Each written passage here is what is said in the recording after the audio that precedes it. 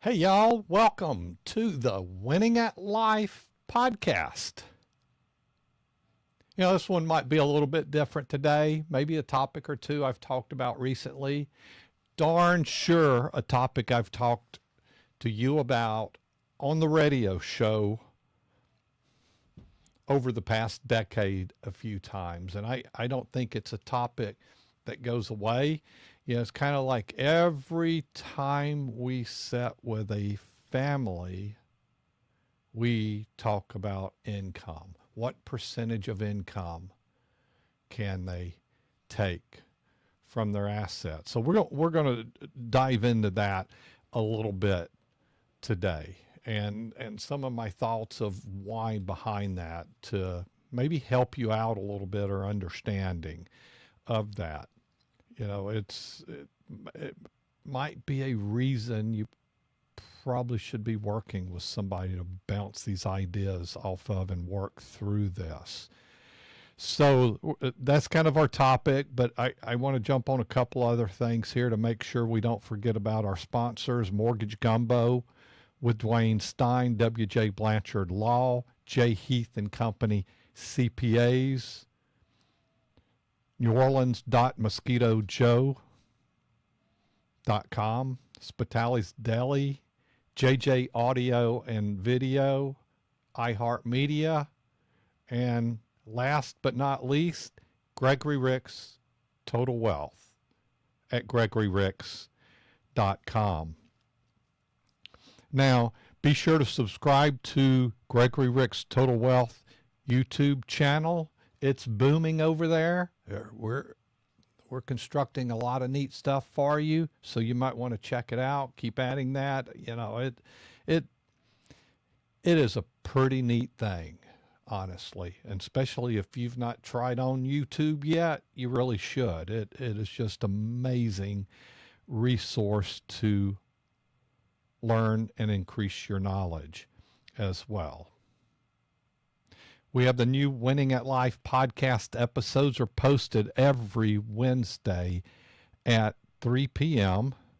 So like, comment, subscribe, tell somebody, and hit the bell notification to be alerted whenever we release new content as well. I was having a discussion the other day, so let's talk about this 4% rule. Kayla on my team's looking at putting together, building a couple of articles, and brought this topic up to me here. And one of them, portions of that, is sequence of return risk as well, which I think is a subset of the 4% rule. So what is the 4% rule? The 4% rule is a theoretical guideline for retirees to determine how much of their savings they can withdraw with minimal amount each year. Essentially, the rule theorizes a retiree can withdraw 4% of their retirement portfolio in the first year of retirement. Each subsequent year, the retiree could increase the withdrawal amount based on inflation to maintain their purchasing power. This strategic approach was intended to help prospective retirees' savings last for 30 years. So as far as the creator of that rule, Bill Bengen, has actually said that it might be too low. Well, when he created that some decades ago, it was almost kind of like that was stretching. More often than not, I heard that it should be 3.8 or 3.9. But there's a couple other articles is retirees who, and this is, I've got two here from the street, is retirees who follow the 4% rule may face a rude awakening. And then I've got another from the street that says retirees that follow the 4% rule may be leaving money on the table. So which is it for you? You think you're leaving money on the table? So maybe you should increase it, or might you run out of money during that period of time? Look, as a financial advisor, here's how I think of the 4% rule. And I've discussed this on my TV show as well. It is a guideline. It is kind of a starting place. Some people's situation might be, yeah, it's not going to work for them at all. Why? They're going to run out of money. They should be taking 3.7 or 3.5 even. They say, well, that's not going to be enough income for me. Or sometimes we review somebody's retirement plan and they're taking a much higher rate. Like, that's not going to work. We even looked at one of those a couple years ago. The gentleman was taking better than 5.5%. And one of the problems is the assets might not hold up long enough for that withdrawal rate. And he was taking pretty good risk at all. So we kind of work through the math in a number of scenarios and, commonly thinking what might help that. Because one of the things that would help it, take less income. That's not going to happen, he said. So it turned out in that case, what we actually did instead of, because we talked about maybe more risks should be taken.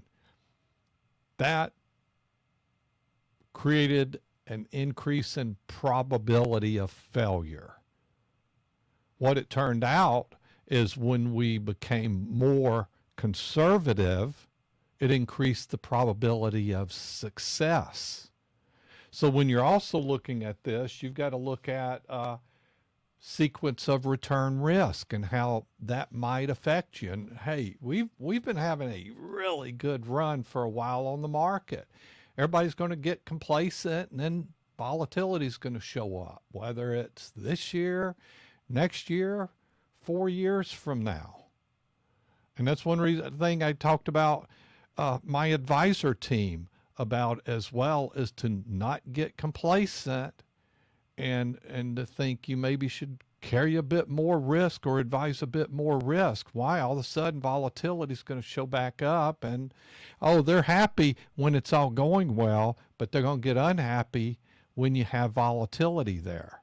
So that 4% rule is a guideline. So if I'm building a portfolio, I'm looking 5, 10, 15 years out. We've got an amount. We're looking also at how much does the household need to make a go of it in retirement? What is your outflow?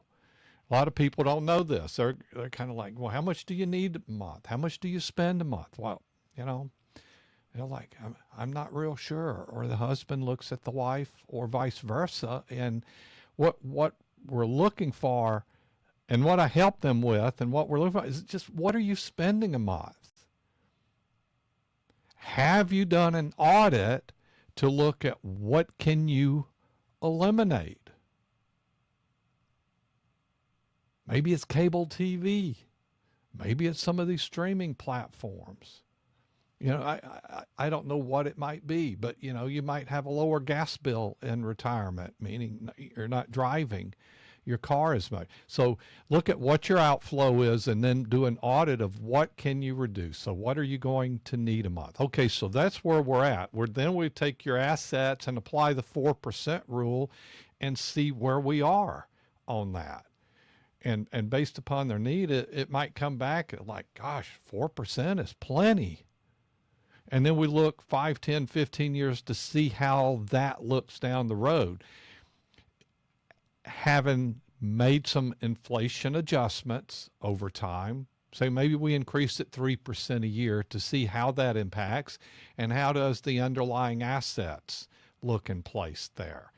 And if they look fine, we've got a cushion. They may not want to start with that much income.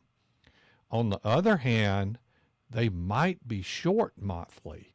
And if we looked at that. So before I jump into that, let me go back to that 15-year point. If things are looking good and this works for them, I'm not going to go and drop them to 3.5. I want to have a happy meeting with them and kind of show them that, hey, based on the 4% rule, this is going to work fine. And you actually don't need that much income. But here's what it's going to look 15 years out. Here's how it's going to look 30 years out. Depending upon their age, let's say they're 60. Well, that takes them to 90. I want to see what they look like at 100 and 105.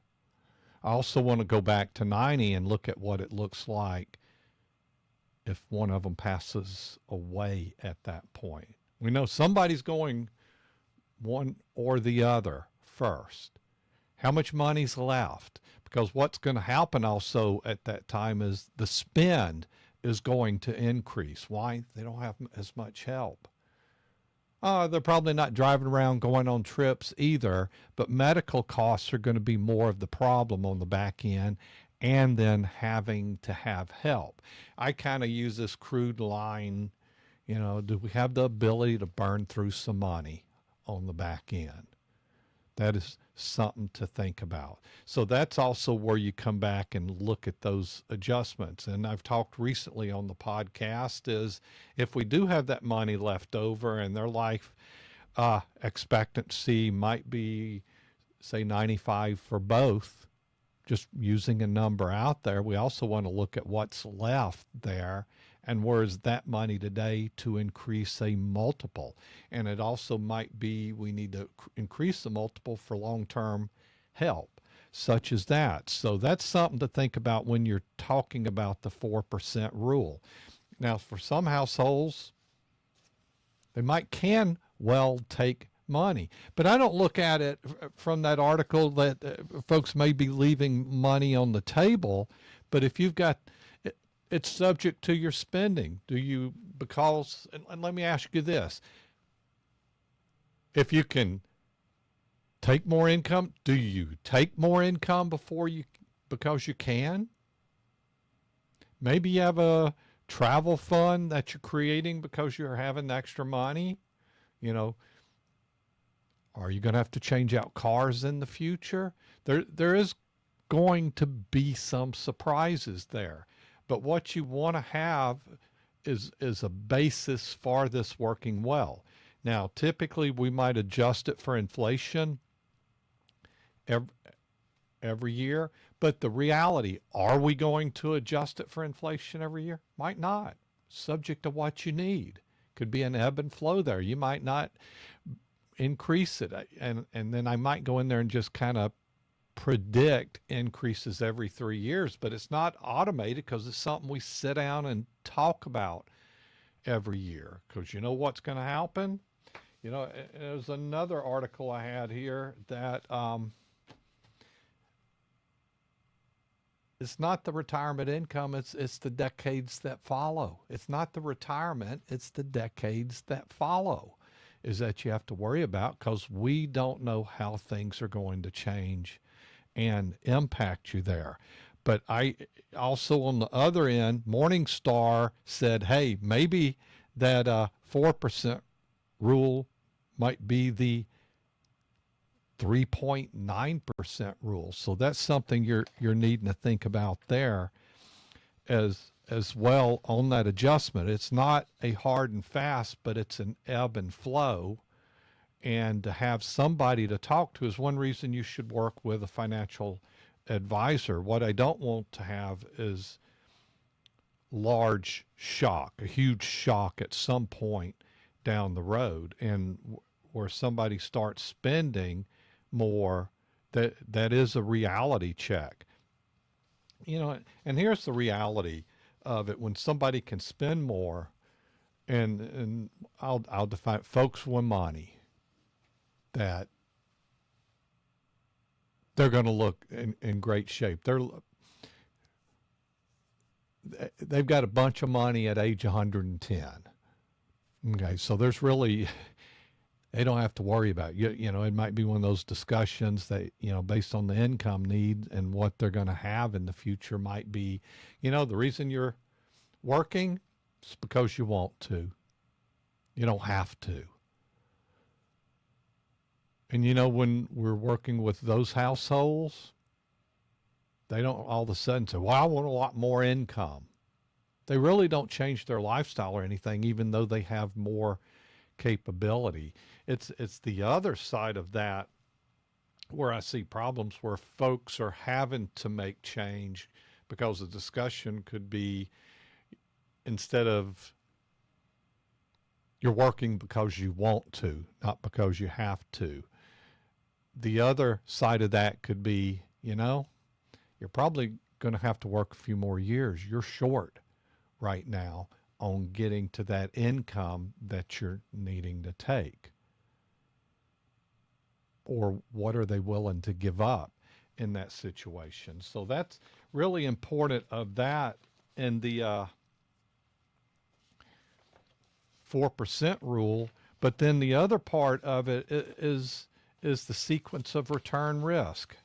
Now, once again, when we go back to the 4% rule, it is a discussion, it's a guideline, it's kind of a starting point, whether you can take more of that than less. But once again, it's real easy. If you've got $1 million, what's it going to generate? $40K a year. You got Social Security for both of you, so you both working, you got pretty good income from that.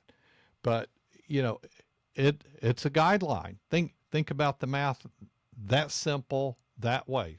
How much does it take in assets to generate $40,000 a year?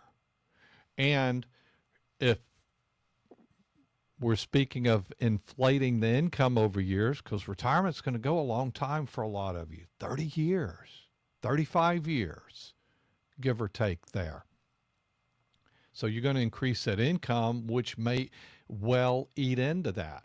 So one of the things on looking at creating income is assets are going to go away. For most people, it isn't like they're going to have more at age 100 than they start with. On the other end, a lot of plans we're building based upon that rule are going to dwindle over time. Sometimes I'll hear the phrase of, I just like my last check to bounce when I die. Well, that's cutting it too close, I think, there.